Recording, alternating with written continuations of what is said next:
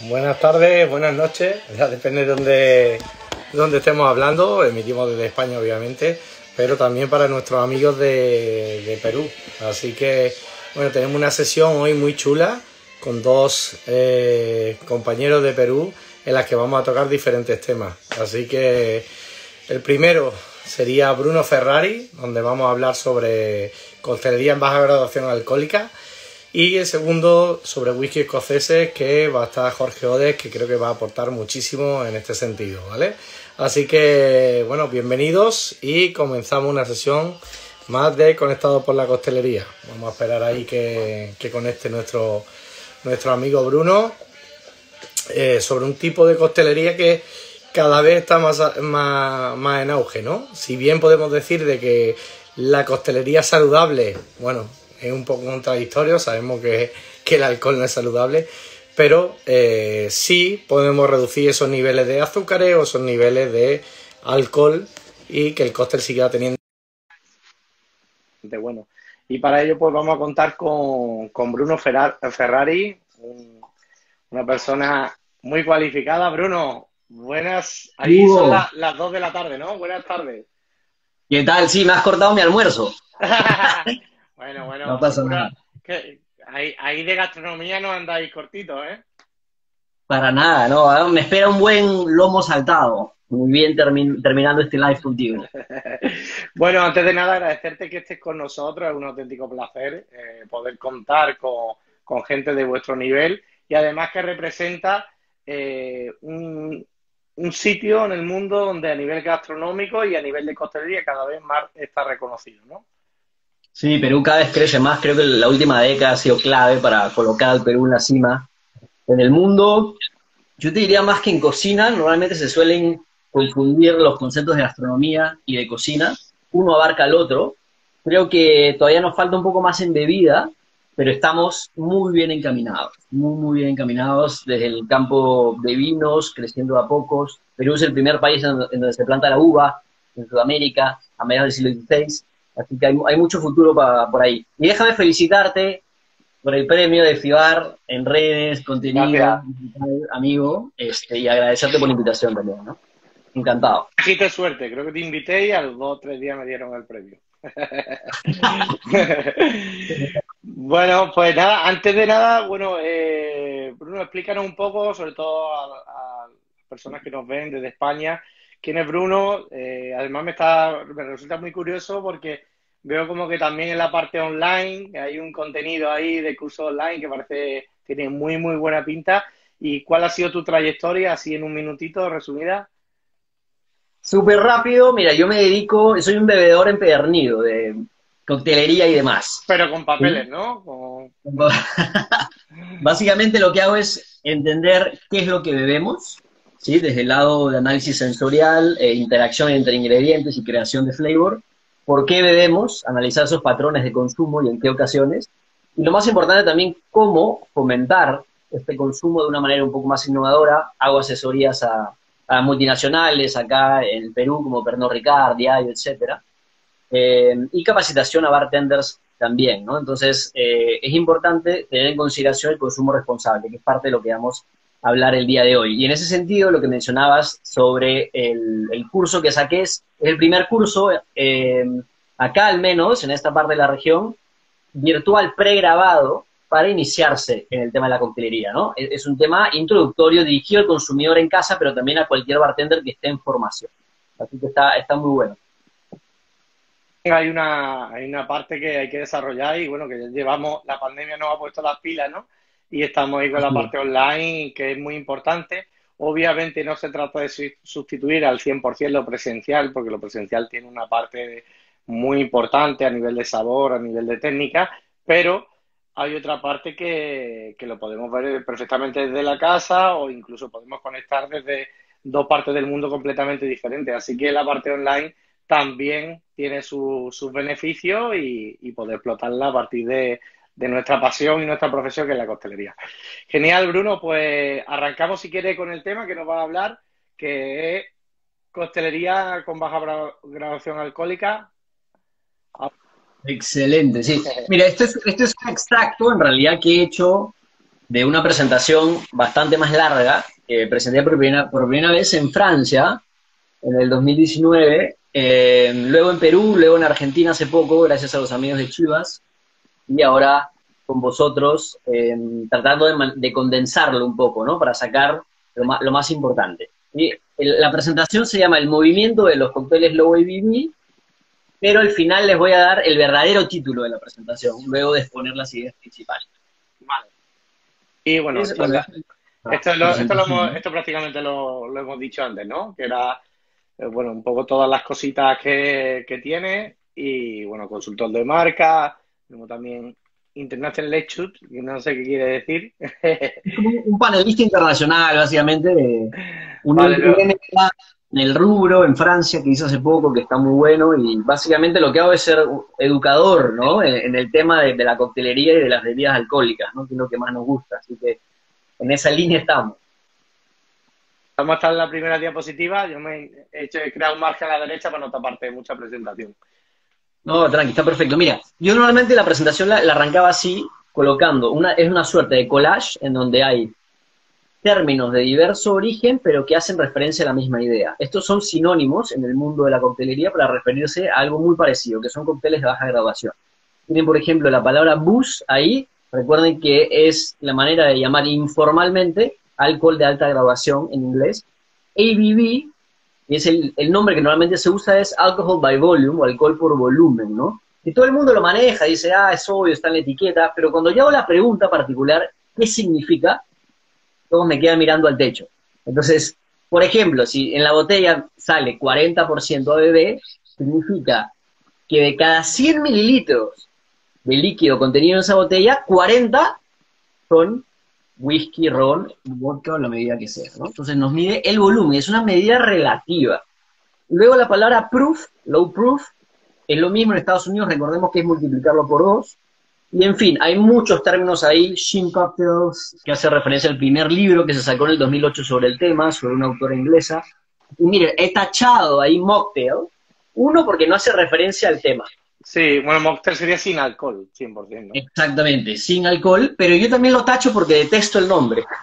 Ustedes saben que el origen viene de to mock en inglés, o moquer en francés, que significa burlarse, hacer afrenta de algo, y en realidad el bartender debe dominar el mundo de las bebidas en general, no solamente las alcohólicas. Y para eso uno le pone el mismo empeño y el mismo esfuerzo de creatividad al momento de armar un cóctel con alcohol o sin alcohol. Entonces no debe ser... Normalmente hay que ponerle hasta más empeño, ¿no? Porque es un poco más complejo, para que no quede muy dulce, incluso a nivel de packaging o decoración. Ahí como que tenemos que agudizar un poquito más los ingenios para que no quede un cóctel muy dulce o muy carbónico. Ahí es que es un poco más complejillo, ¿no?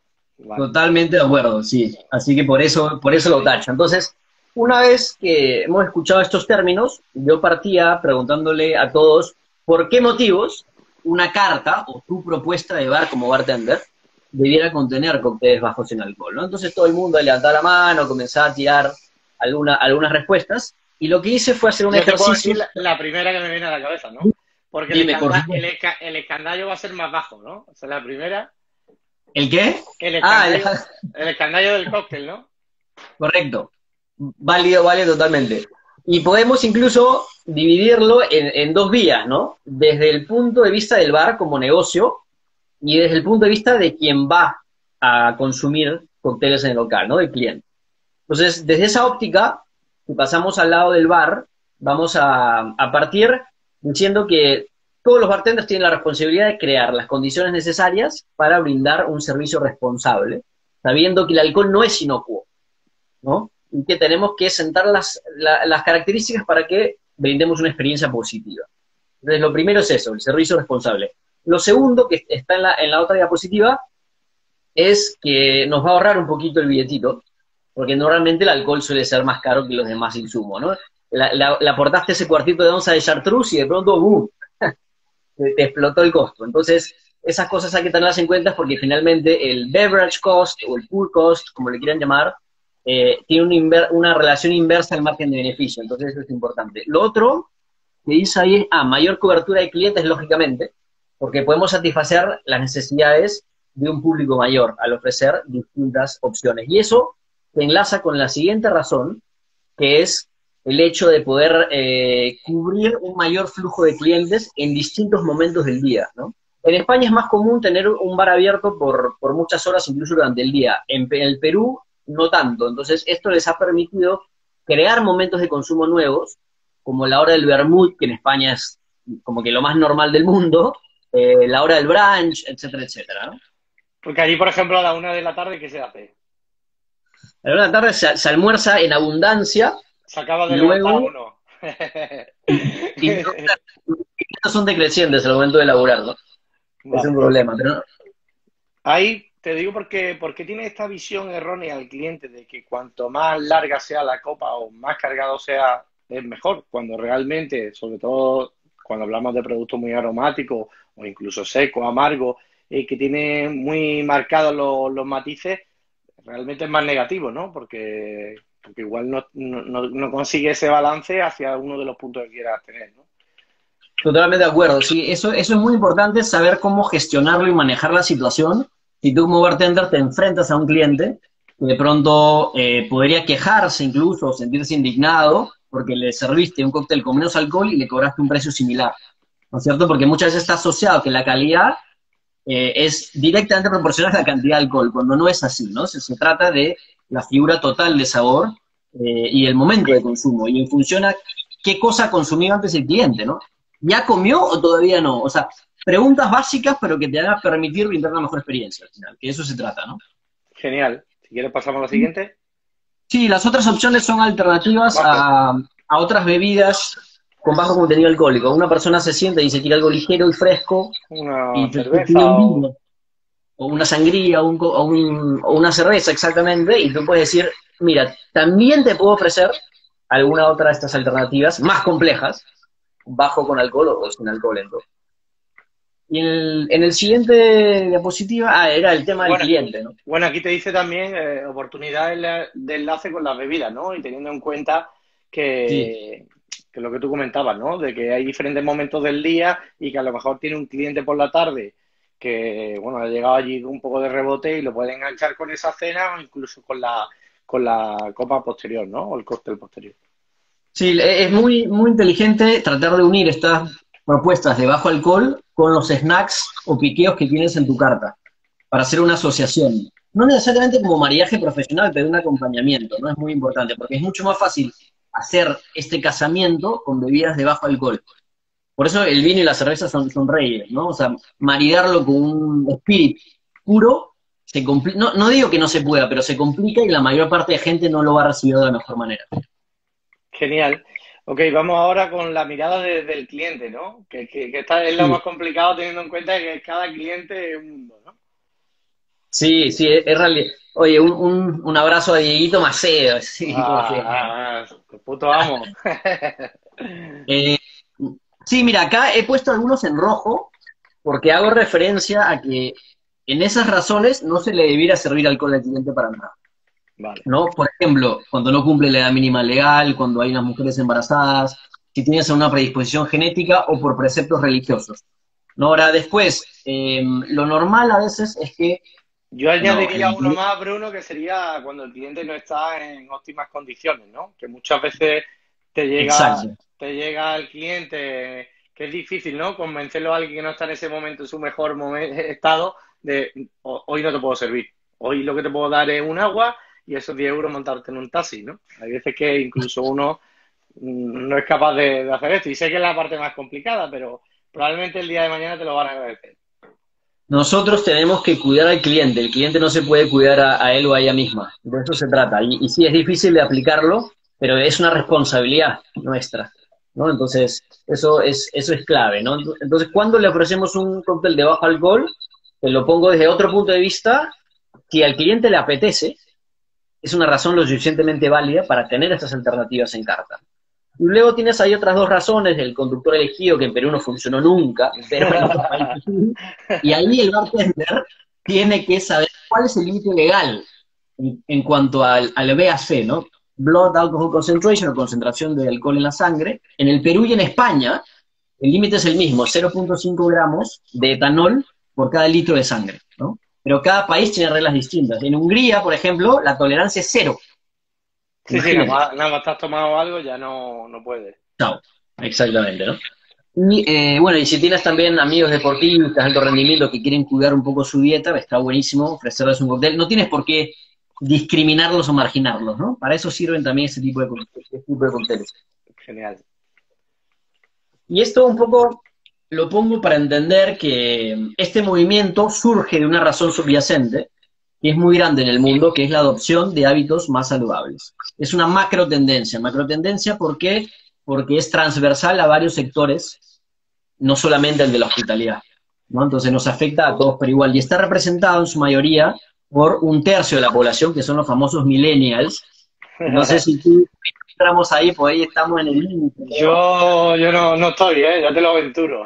Ya quisiera. Desde 1982, un poco más, hasta fines de los 90. 84. Ahí estamos, más o menos. Vale, hay una parte también que me resulta muy curiosa, como hay una tendencia súper saludable, pero a la vez hay una tendencia también completamente contrariada, ¿no? Que sería, por ejemplo, me tomo un detox, un zumo verde con temas saludables y demás, y luego, por otro lado, los batidos de donut siguen funcionando de otras cosas, ¿no? Incluso una misma persona en momentos diferentes capaz de consumir estas dos cosas, ¿no? Así es el autoengaño, ¿no? Haces como una especie de compensación por un lado, ¿no? Es como ir a la iglesia los domingos, ¿no? Claro, después de venir de robar un banco, ¿no? Claro. Entonces, eso que mencionas es importante, tratar de ser consecuente. El cliente que haga lo que quiera al final, pero nosotros tenemos una responsabilidad desde la propuesta de bar y de cómo la vamos a ejecutar, ¿no? Día a día. Entonces, ahí les tiré una cifra que hizo una empresa de research muy grande para una multinacional en el 2017, que determinó que en los mercados desarrollados, como España, Perú no entró en esa muestra, el 68% de los consumidores bebe menos alcohol que hace 20 años. ¿No? Entonces, y de más calidad probablemente, ¿no? Incluso. Exactamente.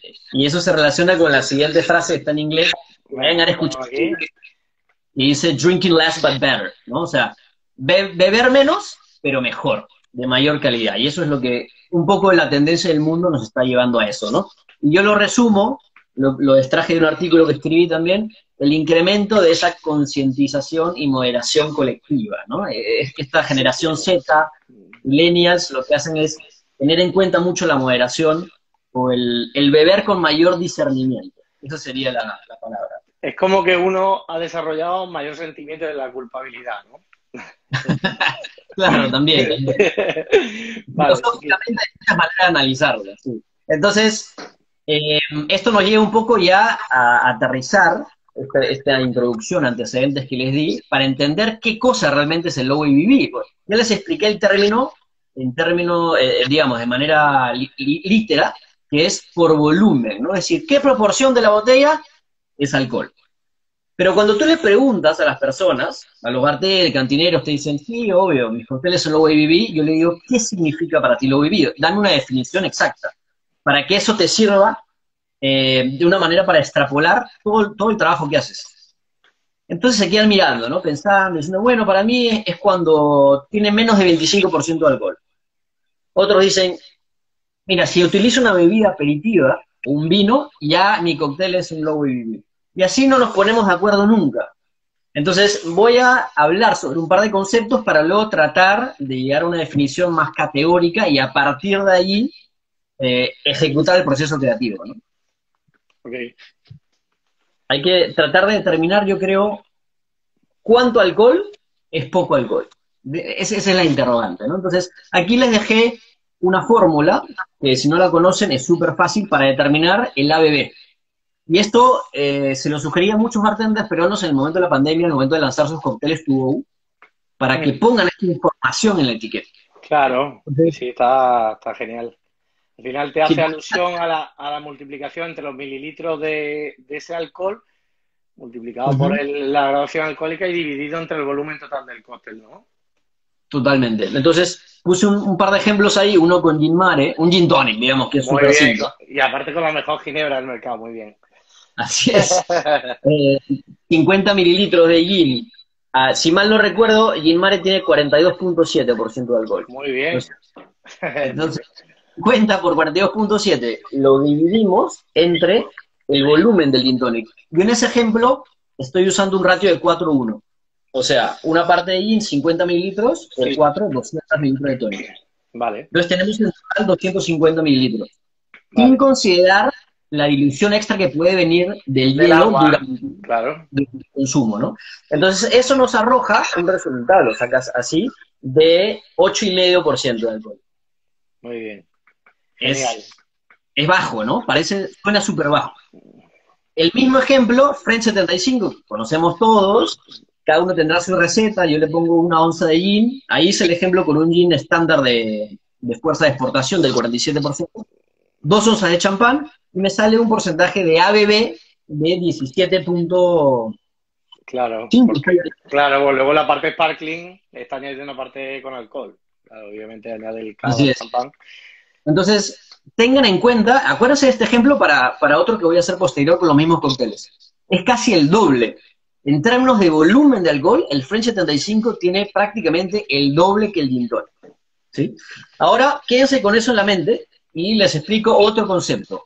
Es el de la unidad de bebida estándar, que no muchos cantineros conocen porque falta difusión. Esto es algo que utiliza el campo de nutrición. En ese sentido, la Organización Mundial de la Salud lo adopta. Y algunos negocios de restauración, ¿no? Entonces, ¿de qué se trata? De estandarizar cuánto alcohol es mucho alcohol a través del contenido en gramos. Entonces, esta ya no es una medida o un indicador relativo, como el ABV. Esto es un indicador absoluto. ¿Cuánto alcohol estás consumiendo? Claro, entonces da igual que lo meta en un litro y medio que en un porcentual más pequeño. Al final estás metiendo la misma cantidad de alcohol. A priori, el 75 dice, coño, a nivel de bebida tiene más graduación alcohólica, pero claro, depende también con qué lo estés acompañando, ¿no? De eso se trata. Un amigo me decía, cuando hice esta presentación del curso de coctelería hace poco, yo comienzo el curso hablando sobre mitos del alcohol, y llega una pregunta en vivo diciendo, bueno, yo consumo poco alcohol porque yo tomo cerveza nomás. Y yo le pregunté a un chico de 21 años, ¿y cuánta cerveza tomas? Y unos 8 vasos por salida, ¿no? Entonces, claro, o sea, uno tiene que entender que cuando tú vas a un bar y pides un whisky, un ron, te lo sirven en un chupito o en un vaso, en las rocas, y te sirven una medida estándar, de 1 onza, 1,5, 2 onzas, dependiendo del país. Eso equivale a lo mismo que una pinta de cerveza, porque cuando tú me pides una cerveza o un vino, yo no te sirvo un chupito de vino, te lo sirvo una copa de 25 mililitros. Entonces, esas equivalencias, la copa de vino, el vaso de cerveza y el vaso de destilado o spirit, tienen exactamente el mismo contenido alcohólico, ¿sí? O muy parecido. Entonces, desde el punto de vista del bar, ¿sí? Esto de cómo evaluar el contenido alcohólico es igual en cuanto a tu manera de presentárselo al cliente. Y eso es lo que hay que tener finalmente cuenta, porque es como tú lo vendes y es lo que el cliente va a tomar. Claro. Ahí puse un ejemplo de España, por ejemplo. En España, la medida estándar, el standard drink, equivale a 10 gramos de alcohol puro. Es lo mismo que en Perú. Pero el problema de esto es que si nos vamos a Estados Unidos, ya no son 10, son 14. Claro, cambia. Y si nos vamos al Reino Unido, son 8. Y si nos vamos a México, son 13 gramos, me parece. Entonces, claro, se mantiene dentro de un rango, pero cambia la cosa. Entonces, eso lo vamos a ver más adelante. Pero esto es muy importante tenerlo en cuenta, ¿no? Entonces, si hacemos el mismo ejemplo, hacemos todos los cálculos con la fórmula que estaba por ahí, y vamos a ver que si bien en ABV el French 75 era el doble del gin tonic, en términos de gramos de alcohol consumido, es exactamente igual. Lo mismo, claro. Ahí lo que tendríamos que pensar, ¿crees que afectaría de la misma manera teniendo en cuenta de que ha añadido más líquido en un gin tonic? ¿Qué quiero decir? A nivel de fisiológicamente, ¿tengo la misma percepción alcohólica o menor en el gin tonic? Muy buena pregunta. Lo que pasa es lo siguiente. El hecho de tú diluirlo más va en cierta manera a retrasar el proceso del alcohol y de absorción en la sangre, porque el alcohol se distribuye con mayores fluidos corporales, por decirlo de una manera. Claro. Sin embargo, y dicho esto, el hígado va a terminar procesando la misma cantidad de alcohol. Claro, le estás metiendo lo mismo, vamos, básicamente. Exactamente. Entonces, lo interesante de razonar esto es que esta bebida estándar tiene una gran asociación con la capacidad que tiene el hígado de procesar alcohol por hora. De ahí viene el origen, digamos, ¿no? Entonces, si tú te quieres tomar 5 onzas de whisky y después decirme que lo mezclaste con 5 litros de agua, como para tratar de sentirte menos culposo, está bien, pero igual estás consumiendo 5 onzas de whisky. Esto lo va a hacer Jorge Odek, nosotros no vamos a hacer eso. Indirectamente se estaba refiriendo a Jorgito, que ahora viene con una super presentación, seguro. Entonces, ¿la conclusión cuál es? Aunque el alcohol se vista de seda, alcohol se queda, amigos. De eso se trata. No existe esa distinción de bebidas fuertes, bebidas suaves, desde el punto de vista del bar. Desde el cliente sí, que lo mire como quiera, pero nosotros tenemos la responsabilidad de presentarlo y entenderlo y aplicarlo de esa forma. Ahora mismo estás jugando el papel de la conciencia, ¿eh? Eres una persona que... Entonces, un poco para resumir, digamos, los criterios, yo ahí pongo varios, y uno era el criterio del bartender que te dice, mira, consumir un cóctel de low ABV significa cuando tiene menos de 20% de alcohol, ¿no? Te tiran un número al aire. El problema es ese, que es muy relativo y que para ti por ahí es 18, para mí es 15, para el otro es 24, entonces no nos ponemos de acuerdo, ¿no? El problema del criterio 2, que dicho ese paso lo voy a explicar porque es muy interesante, es utilizar la medida de la OMS como tope de alcohol máximo al día. Y hace una distinción en mujeres y hombres. Dice que mujeres no deberían consumir más de 20 gramos por día y hombres no más de 30 gramos. ¿Por qué? Porque... Entiendo tiene que ver con el peso principalmente, ¿no? Peso y eficiencia de enzimas. La enzima, que es la ADH, para descomponer el alcohol del hígado, es menos eficiente, lamentablemente, en la mujer que en el hombre. La mujer, además, también tiene un poquito menos de agua, relativamente, que el hombre. Entonces, hay varios factores. Entonces, una persona podría decir, mira, para mí lo ABV es menos de 20 gramos, que es el tope máximo recomendado al día, para poder ofrecerme un cóctel de esta naturaleza. De lo contrario, si fuese por encima de eso, ya no tendría sentido. Estarías yendo en contra de cómo afecta el alcohol en tu organismo, ¿no? El problema de esta definición es que si tu cóctel, como los ejemplos anteriores, se acercan a este límite de 20 gramos, tú estarías limitando el consumo de esta persona a un cóctel por día en tu bar. Ya. Si es que fueses consecuente con todo, ¿no? Entonces, eso creo que no le conviene a nadie. Igual tampoco hay que ser tan exhaustivo, ¿eh? Claro. Y el tercer criterio, que es el que yo propongo y que me parece el más lógico por ahora, es que creemos un cóctel en donde el nivel de etanol sea menor o igual a la unidad de bebida estándar, pero ojo, en el país en donde está operando el bar, porque como dije antes, el criterio aún no es universal, ¿no? Entonces, en el caso de España sería crear cócteles de máximo más menos 10-12 gramos por cada servido, ¿no? Entonces, de esta manera tú puedes tener un mejor control del público para ver cuánto le estás dando y también informárselo, ¿no? Diciendo, mira, cada cóctel que te tomas, tu higadito se va a demorar más o menos 60 minutos en procesarlo. Ya después será decisión de cada uno cuánto tomar, hasta que llega la responsabilidad del bartender, como mencionaste muy bien antes, es decir, si ya tomó demasiado, darte cuenta y tomar las medidas necesarias. Genial. Pasamos, si quieres, a cócteles, ¿no? Cócteles inversos, ¿no? Aquí hace alusión al Martínez. Sí, mira, ahí respondo una pregunta súper rápida que dice, ¿se influye el tamaño y el peso de las personas? Totalmente. Mientras más peso la persona, ojo, a nivel muy general, y ceteris paribus. Ceteris paribus significa con los demás factores estables, ¿no? Mientras más peso la persona, mientras más grande sea, menos le va a afectar relativamente el alcohol a una más pequeña. ¿Sí? Y el peso, bueno, hace la misma referencia. Con lo que mencionas de los cócteles, simplemente puse algunos ejemplos porque pueden haber muchos. ¿Con qué objetivo? Con que las personas, al momento de realizar la tarea de crear un cóctel bajo en alcohol, en lugar de pensar directamente en las bebidas con bajo alcohol, que es lo primero que hacen, ¿no? Vean esa tarea y uno dice, bebidas aperitivas, vinos generosos, no sé qué.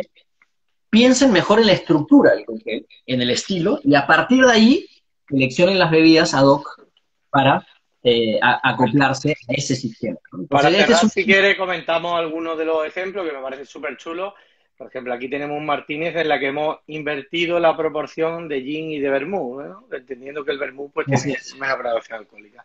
Este es un Martínez, digamos, el más original, que como has explicado, invierte el ratio y es bajo en alcohol. El estilo que yo le llamo trueque El trueque es un intercambio entre una cosa por otra. Este pisco sour lo hice ayer, por ejemplo, se llama pisco, porque utiliza, en lugar de toda la medida de pisco, la mitad de pisco y la otra mitad la reemplazo por algo que le puede ir bien, que es como el Jerez manzanilla o fino. Qué bueno, ahí ganando amigos en España, en Andalucía en concreto, muy bien, ¿eh? Comprando el pase. Es súper ligero en boca, sí pierde cuerpo y eso quiero mencionarlo. No solamente tenemos que entender cómo interactúan en cuanto a sabor los ingredientes, sino a cómo impactan en la estructura o en el peso. Si nosotros removemos alcohol, vamos a perder volumen en boca. Entonces tenemos que saber cómo poder sustituir ese efecto que hemos perdido. Y en este caso, además de la clara de huevo, utilizo jarabe de goma en lugar del sirope puro. Hay muchas maneras de suplantar esto, ¿no? Pero hay que entender todo lo que está detrás.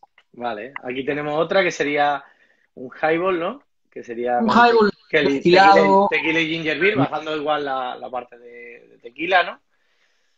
Un Collins, la estructura que es un sour con el agregado de soda. En este caso es muy interesante porque reemplaza el destilado por una bebida aperitiva y por un vino fortificado. Sí, entonces te queda 7% de ABV, es bajísimo. El Spritz lo conocemos todo, con Carpano Vino mejor. Mira, este es un cóctel que hice con cerveza de 5% de alcohol, una stout de avena, con un bourbon solamente utilizando 1 onza, y quedó súper rico. Entonces tengan en cuenta que pueden utilizar cerveza, pueden utilizar sake, pueden utilizar vino, pueden utilizar cualquier bebida fermentada como la chicha, como el tepache, como la kombucha, etcétera, etcétera, para añadir sabor y menos porcentaje alcohólico al mismo tiempo. Sí, como que estás compensando con algo, un saborizante igual, pero con menor graduación alcohólica. Y este último ejemplo está bueno. El nightcap hace referencia a un cóctel que se ve al final de la comida o antes de irse a dormir. Entonces acá hay 3 ingredientes que son todos licores. Bueno, Crème de Lieu, que es un licor de mora, un poquito de Saint Germain, me parece. Y bitter de natural. Pero no hay dilución, porque se sacan directo de la heladera y se hace un método de labeling, ¿sí? Y ahí el ABV es muy alto, es como de 27%, pero si lo mides por el gramo de alcohol, estás consumiendo menos de 10 gramos. Entonces, de vuelta, ¿qué es lo que importa, no? El consumo relativo de volumen o cuánto alcohol estás consumiendo en términos de gramos al día, ¿no? Entonces, siempre hay que darnos con la idea de que un servicio responsable va a promover un consumo responsable, querido amigo.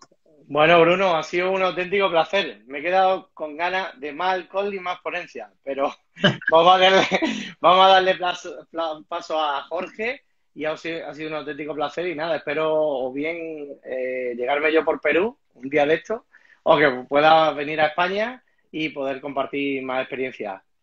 Probablemente te visitamos en España antes, Hugo, pero un placer también por mi lado, te agradezco muchísimo, un saludo a todos, cualquier pregunta, por acá estoy, mando un abrazo y quédense para la presentación de Jorge, que va a estar súper buena. Chao, chao. Muy bien, gracias Bruno, un abrazo. Un abrazo. Bueno chicos, seguimos con la presentación ahora sobre whisky escoceses. Para ello vamos a contar con máquinas. Bueno, aquí tenemos, la resaca se debe a la cantidad de alcohol o a la cantidad de dulzor, obviamente a la cantidad de alcohol. Ahí estamos intentando enganchar con Jorge. Hola.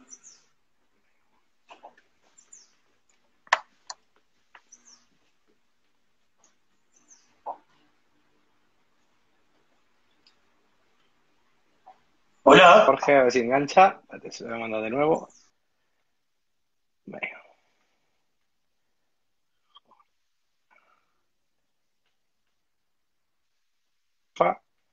Enganchamos. Me habían pasado una pregunta que veo que... Vamos a esperar. Sí, ahora sí.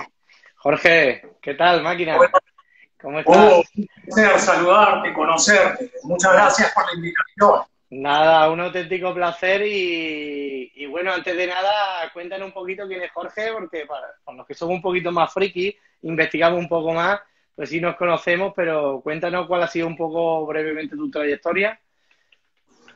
En realidad, yo soy sommelier, bartender, con algunos certificados internacionales y hoy por hoy 10 años como embajador de marca del portafolio de Pernod Ricard, manejando principalmente la categoría de Chivas Regal y de Glenlivet. Bueno, Qué bien. Estoy escuchando un retorno, ¿escuchas el mismo? Esto tiene que ver con los cascos. Si tienes posibilidad de ponerte unos cascos, Jorge. Me va a tomar un minutito, no hay problema. Venga, tranquilo, no pasa nada. Si quieres yo voy preparando la diapositiva. Bueno, enganchamos. Bueno, lo escuchamos bien, pero obviamente yo creo que es mejorable el sonido. Venga, tenemos aquí... tenemos aquí la presentación.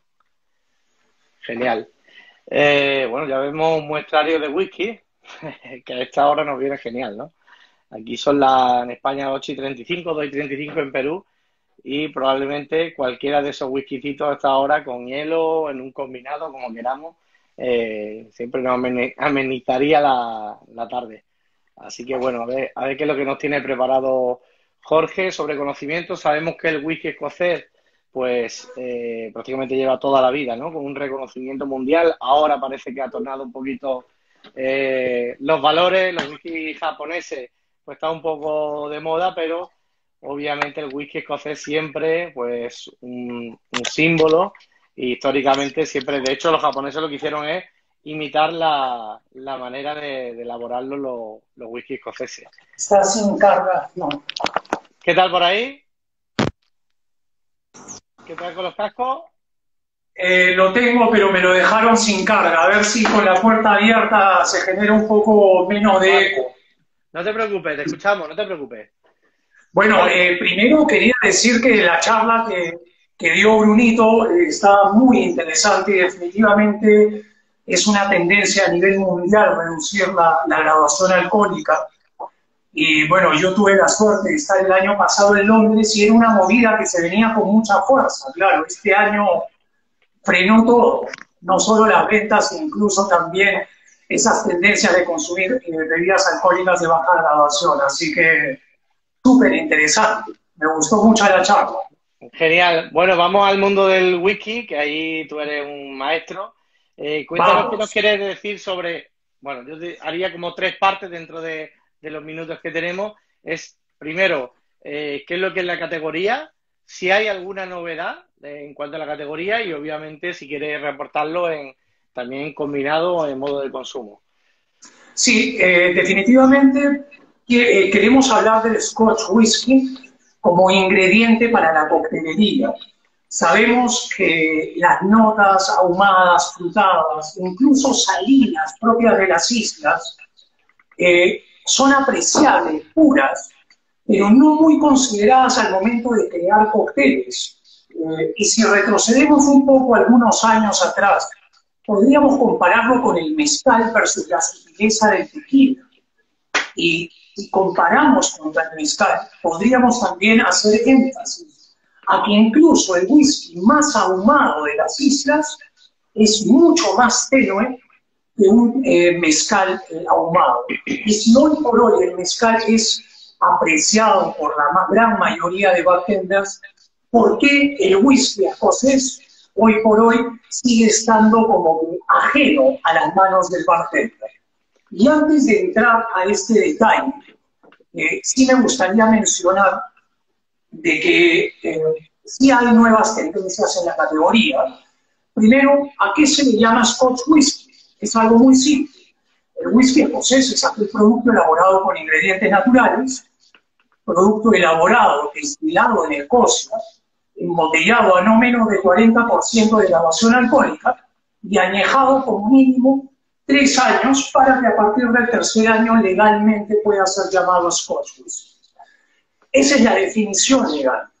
Dentro de las nuevas tendencias, algo resaltable de la categoría de whisky es que se va acomodando constantemente a las nuevas tendencias y va modificando sus reglas para acomodarse a la demanda actual.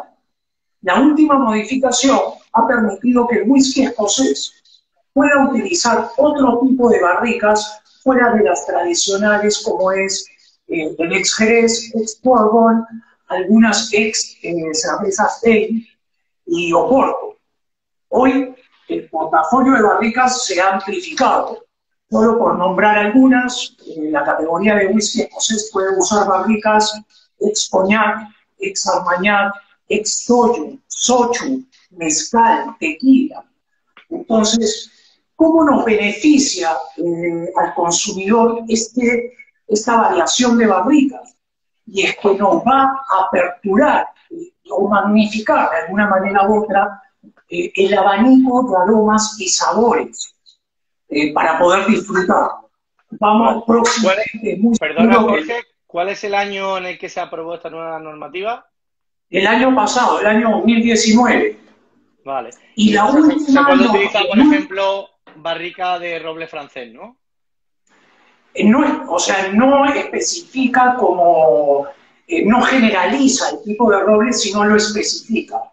Ex-Cognac, ex-Armagnac principalmente. Seguramente algunos vinos de Francia probablemente también sean las barricas, pero hoy por hoy, ex-Cognac, ex-Armagnac, soju, tequila y mezcal. Qué bien, qué bien. Creo que le aporta una variedad dentro de... Hostia, yo creo que es una categoría que históricamente está súper valorada. De hecho, siempre ha sido como... aunque el whisky irlandés parece que es anterior, pero siempre el whisky escocés como que ha tenido más caché. Pero también por tendencias de mercado interesante aportar algo de innovación a la categoría, ¿no? 100% de acuerdo. Y aquí es donde va, ya entrando un poco a mi presentación, aquí es donde va, para empezar, me gustaría hacerles una pregunta, más aún considerando que hoy por hoy el bartender no tiene bajo el radar en coctelería al whisky escocés. No sé si pasa lo mismo en España, pero aquí en el Perú es un poco complicado. ¿En España es igual? Bueno, sí, básicamente yo tengo el motivo. Primero, cuando empezamos a consumir whisky, siempre fue en combinado. Y segundo, cuando empezamos a aprender en coctelería, el whisky escocés nunca estaba como un ingrediente más. Estaba el bourbon, ¿no? Por diferentes motivos históricos que tú ya sabes, también unido a la facilidad que tiene el bourbon por esos matices dulces. Exactamente. Y aquí... Sí, sí. Y aquí es donde quiero ahondar un poco más en lo que acabas de decir, que es 100% verídico. Primero tenemos, para considerar por qué se tiene en la mira como primera opción el whisky americano, y aquí es lo que tenemos que considerar, es definitivamente la materia prima juega un rol importante. El bourbon a ser elaborado con una mezcla no menor a 51% de maíz, no menor, ¿no? O sea, puede tener más. En algunos casos, hasta 79% de maíz en el caso de los whiskies de Tennessee y 80% de maíz en el caso del bourbon, que puede ser elaborado en cualquier parte de Estados Unidos. Si a eso le sumamos el añejamiento en barricas de primer uso, obviamente la intensidad que va a transmitir esta barrica de primer uso va a ser muy agresiva en términos solo comparativos, ¿no? Va a ser muy intensa. Y aquí es donde sobresalen mucho las notas a caramelo, principalmente de este tipo de whisky. Sin embargo, y bueno, perdón, solo para ahondar en esto, ese carácter y ese dulzor hace que no pierdas al whisky dentro de un cóctel, por más mal bartender que seas. Difícilmente. Ketchup dentro de unas patatas, ¿sabes? Puede camuflarlo todo, ¿no? ¿Cómo? Como añadir ketchup a unas patatas o a una comida, puede camuflarlo todo, ¿no? Por supuesto. Entonces, el whisky americano sí definitivamente tiene la intensidad que te permite mezclarlo con otros ingredientes y no perderlo. El gran reto está en no perder el whisky escocés a pesar del equilibrio que tiene, y principalmente porque usa barricas de segundo uso, ex-Jerez, ex-Bourbon y el número de barricas que te comunique. Y el segundo factor, Estados Unidos, por ejemplo, está expuesto a temperaturas extremas, entonces no es un añejamiento equilibrado, sino un añejamiento intenso, excesivo, que representa el doble del añejamiento en otros países o en temperaturas más equilibradas, como es en el caso de Escocia. que sumando la temperatura de ambiente y las barricas de segundo uso, obviamente eso le transfiere al whisky notas más equilibradas, no tan intensas, no tan agresivas, y como te dije, pues, el gran reto del bartender es el lograr a través de un cóctel no perder de vista el protagonista, que en este caso vendría a ser el Scotch whisky, ¿no? Que es un verdadero reto. Pero para eso vamos a hablar de algunos tips que nos permiten enganchar al consumidor con coctelería con whisky. Y aquí es donde quiero hacerles una pregunta, como les dije en un inicio, a las personas que nos están viendo. Si yo les pido que cierren sus ojos y que piensen en un destilado que los lleva o que los haga viajar hacia un ambiente de lujo, de estatus, de estilo de vida, ¿cuál de estos sería el destilado que creen ustedes encaja a la perfección con eso? Yo creo que el título de la presentación nos puede ayudar como guía, ¿no? Créeme, Hugo, yo cierro mis ojos y digo, ok, es el Scotch whisky, definitivamente. El whisky que te permite mostrar tu estilo de vida y tener estatus también. Pero la pregunta del millón es, ¿por qué el consumidor que va a una fiesta, a un matrimonio, se pide una botella de whisky y la pone en el medio de la mesa? Pero cuando va a un bar, pide cualquier cóctel, menos con whisky. Pues probablemente también porque no está dentro del menú. Probablemente también tiene que ver con la oferta que nosotros estamos haciendo, ¿no?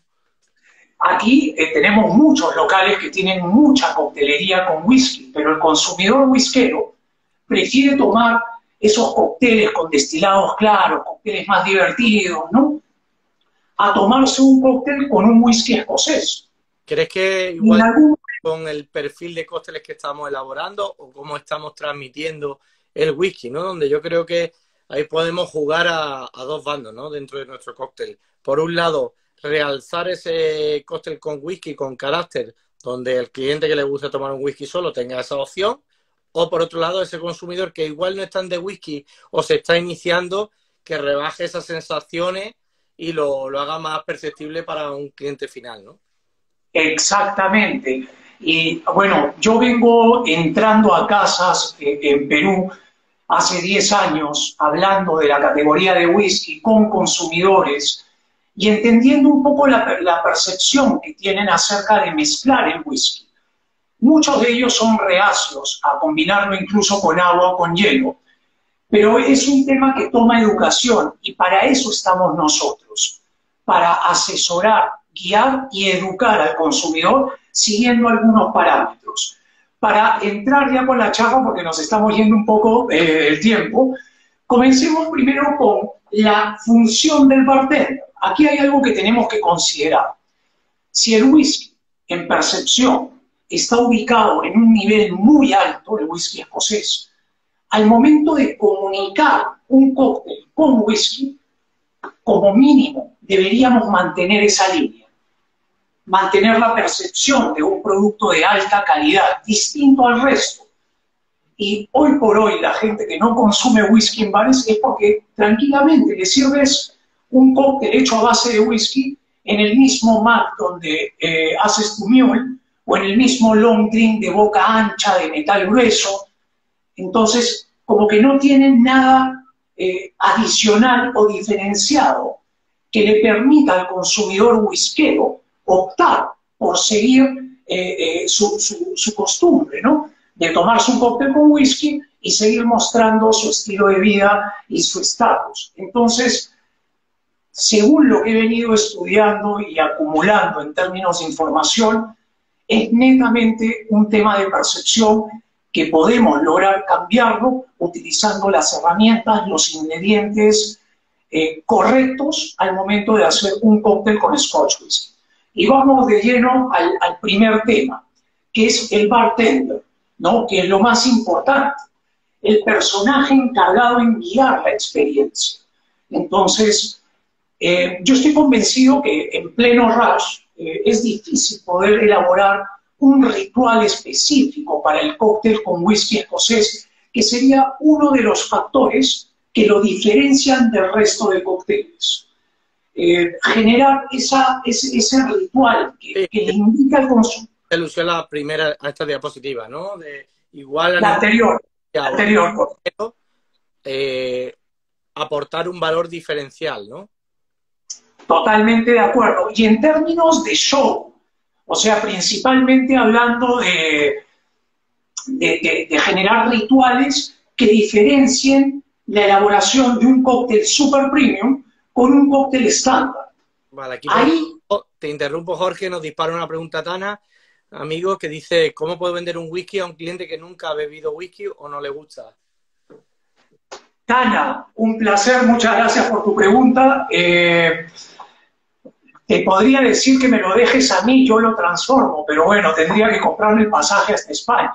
Vale. Si me preguntas, definitivamente la coctelería es el mejor vehículo para enganchar el sabor del whisky, que es un sabor adquirido, como les he dicho, es a través de coctelería. Existen algunas maneras de también disfrutar el whisky, maquillando un poco la intensidad de alcohol, pero lamentablemente este live era para otra cosa y si ahondo en este tema, pues olvídate, nos vamos de largo por 2 horas, pero definitivamente, y estoy convencido, que a través de la coctelería es un buen vehículo para poder enganchar a los nuevos consumidores de whisky, sobre todo a las damas. Aquí en el Perú, no sé si en España también, las damas son un poco reacias a disfrutar del whisky hasta que lo prueban de la manera correcta y se enganchan de manera automática.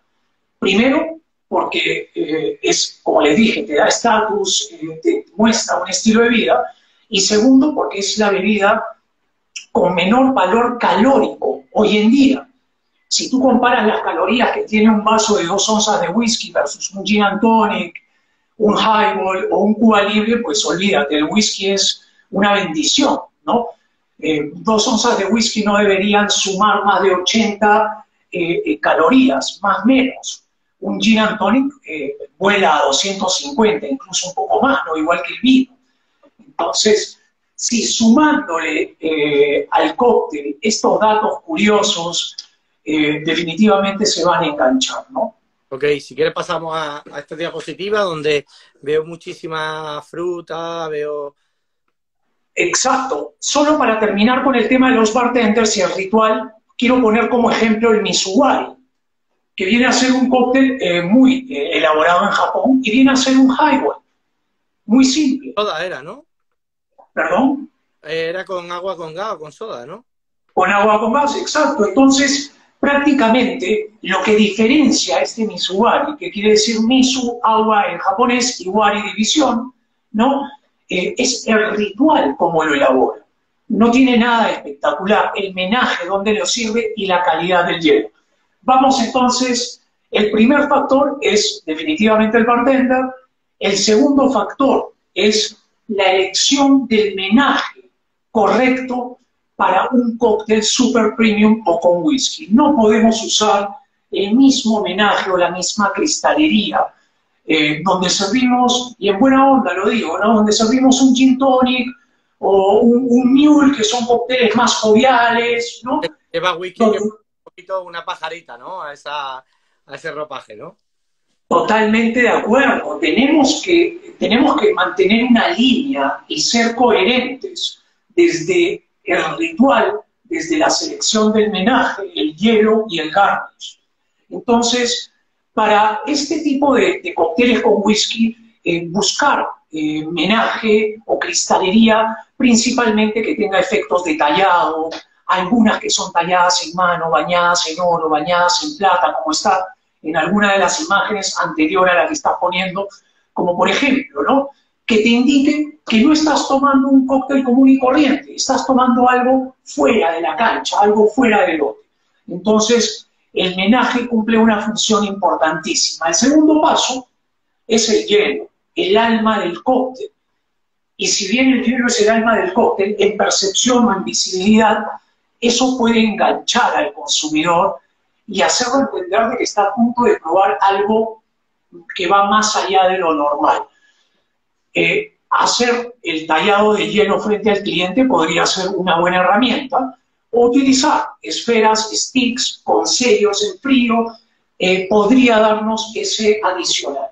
Si bien en otros cócteles se usan también estos hielos artesanales, para el caso del whisky creo que jugaría un rol importantísimo. Yo estoy volando con la info, nos queda poco tiempo. Tranquilo. El siguiente, la diapositiva, por favor, Hugo, son los sabores. Aquí sí me quiero detener un poco más porque hay que ser muy cuidadosos con los insumos que seleccionamos al momento de consumir whisky. No todas las frutas, no todos los sabores, no todas las bebidas van bien con el whisky. Y aquí es donde, según mi experiencia, he logrado identificar de que algunos sabores se mezclan mejor con el whisky escocés. Si agrupamos en frutas... Aquí, Jorge, son ingredientes que van bien, ¿no? Exacto, siempre y cuando tengamos una mezcla equilibrada, ¿no? En teoría son ingredientes que funcionan a la perfección. Vale, manzana... te interrumpo y pongo alguno llamativo, el coco. ¿El coco va bien con el whisky? Definitivamente. ¿Nunca has probado un whisky escocés con agua de coco, Jaime, de agua de coco? No. No sabes lo que te pierdes, es una joya. Súper fresco. Lo voy a solucionar mañana. Veo que alguien está... A ver, vamos a ver si alguien... A ver, tenemos una pregunta, no sé si puedo responderla. Sí, bueno, hasta que no se nos corte estaremos aquí. ¿Qué tan cierto que el whisky se debe tomar puro, ya que al tomarlo mezclado sería no valorar ese añejamiento, aún si el whisky entra en la categoría premium? Bueno, perdón, me dio una llamada y se me fue el audio. ¿Me escuchas? Yo sí, ¿tú? A ver, no,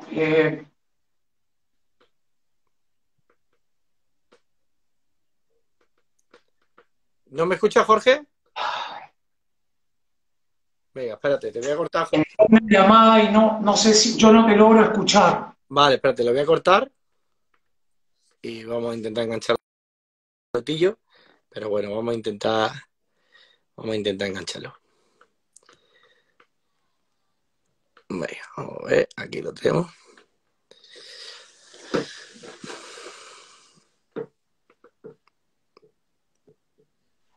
Venga, Jorge, estamos. Has pisado el cable. No. A ti se te soltó el cable. No, a mí no. Vale, bueno, si quieres, bueno, la pregunta hablaba de mezclar un whisky o no, ya hemos dejado claro que sí, y si quieres continuar con la parte de los sabores, si quieres comentar algo más. Sí, perdón, no, yo todo lo contrario, no estoy de acuerdo en que la única manera de tomar el whisky sea puro, definitivamente no. Absolutamente no. Por eso estamos hablando de coctelería también como un vehículo para poder disfrutar del whisky de otra manera y bajo temperaturas distintas. Recuerden que el whisky o se debe aplicar la teoría de la temperatura dependiendo de la estación del año. Yo no me imagino tomando un whisky de 40-45% de graduación alcohólica en pleno verano. Claro. Sería imposible. Creo que no lo disfrutaría por completo. Entonces, en verano, bajarle la temperatura. Maneras de bajarle la temperatura al whisky hay muchas. Colocando la botella en el freezer o refrescándolo y vertiendo el vaso del whisky refrescado en tu vaso, sin hielo, o en las rocas. No, siempre puedes añadir, como has comentado, agua de diferentes maneras. El agua, aparte de rebaja sensación alcohólica y, sin embargo, abre la posibilidad de apreciar otros aromas y demás, ¿no?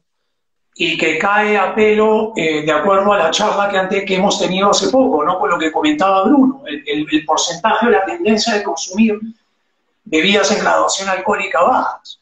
Aquí en el Perú muchos ejecutivos salen a almorzar y se toman un vino pensando que el vino, tiene menor graduación alcohólica. Puedes acompañarlo con un whisky, abrirlo con un pequeño chorro de agua y definitivamente equilibras la graduación alcohólica de 40 a 20 o por ahí, ¿no? Entonces, hay que tener mañas para lograr disfrutar del whisky de manera responsable.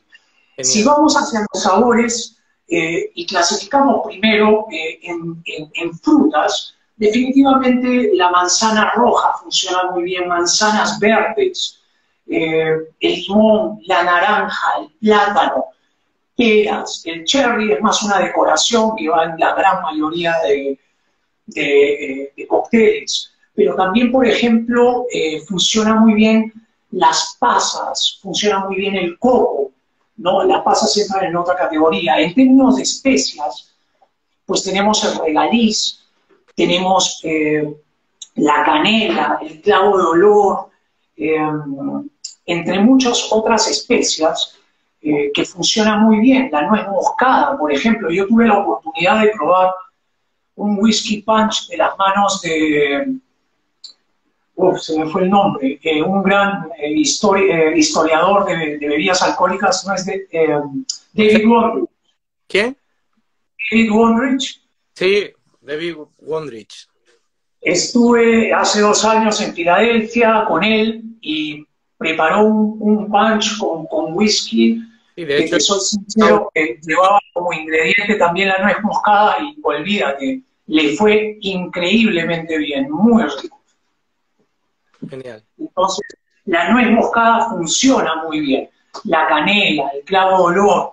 En bebidas un poco podríamos jugar con el pernod o el pastis en general, ¿no? El vermut, el jerez, más aún si es que las barricas que se utilizaron para añejar el whisky Claro. eran ex jerez. Entonces, por ende o por afinidad, el jerez funciona muy bien con los cócteles con whisky. De la misma manera pasa con el oporto también, ¿no? Funciona muy bien. También tienes la miel, tienes las almendras, los frutos secos, entre ellos las pasas. Tal vez trabajar en este caso, más allá de que como ingrediente final, trabajar shrubs, jarabes saborizados con estas frutas, con estas especias, que tengan un sabor equilibrado y no muy intenso que afecte el resultado final del cóctel. Entonces, posterior a la función y al diseño de los rituales del bartender, está la elección de la cristalería, que tiene que ser mejor, ¿no? Luego la elección del buen cubo de hielo que encaja en la cristalería que hemos elegido. El cuarto paso están los sabores que encajan muy bien al momento de mezclar el whisky, ¿no? Como les dije, les nombré todos los sabores hace poco. Y para terminar, no podemos dejar de lado el garnish, la decoración. Estamos convencidos de que menos es más, siempre. Hacer un cóctel con whisky, la idea final no es decorarlo como un cóctel de estilo tiki, ¿no? Sino algo más sutil, más elegante. Aquí aplica a la perfección el menos es más y tal vez también, además de todas las habilidades que tienen los bartenders en seleccionar los ingredientes de primera calidad para el garnish, deberíamos atrevernos a ir a otro nivel, tal vez empezar a usar oro, plata comestible, que durante la caída del cóctel pues genera un brillo interno, es toda una experiencia, ¿no? O tal vez un garnish con papel comestible, que yo sinceramente no lo veo mucho para un whisky, pero bueno, va a depender de la creatividad del bartender, ¿no? Comentaba Jorge que incluso en algún momento un maridaje, ¿no? ¿Perdón? Un maridaje en algún momento, alguna parte que sea... No, totalmente de acuerdo y casi se me va a ese punto. Yo aquí sugiero muchísimo para el garnish con un cóctel con whisky escocés, si te toca trabajar en barra o en restaurante, es tal vez reunirte con el chef y aplicar un garnish que sea maridable y que le dé ese toque y donde el chef pueda aplicar técnicas gastronómicas a la presentación del garnish. A ver, déjame decirte, puede ser un boulevardier, ¿no? Un cóctel muy simple, pero en lugar de acompañarlo con un twist de naranja, simplemente puede poner una lámina de chocolate comestible o tal vez que juegue como un buen maridaje. Genial. Entonces, creería yo que hay que ahondar un poco o reconocer primero el maridaje. Aquí hay algo muy importante. Para un cóctel amargo, como es el boulevardier, pues un chocolate o algo dulce funciona muy bien en la afinidad, en el maridaje.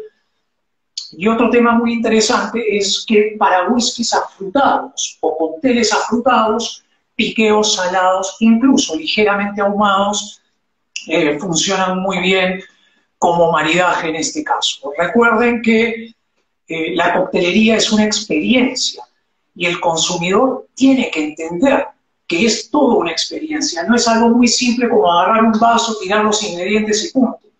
Aquí se trata de lograr el equilibrio y eso es lo más difícil en realidad. Genial, Jorge, pues lo vamos a dejar aquí porque se va a cortar en breve. Ha sido un auténtico placer y nada, creo que has dejado 3 o 4 tips súper importantes y has realzado, has defendido a tu hijo el whisky escocés y nosotros que cogemos el guante y aprovecharemos para utilizarlo. Hugo, ha sido un placer, cuentas conmigo cuando quieras. He tenido que correr un poco con la presentación, pero bueno. Sintetizada y ha quedado perfecto. Excelente, yo agradezco muchísimo que la invitación y quedo atento a cualquier otra cosa que necesites a futuro. Sería un placer para mí. Igualmente, un abrazo, máquina. Un abrazo para todos. Fuerza España. Hasta luego.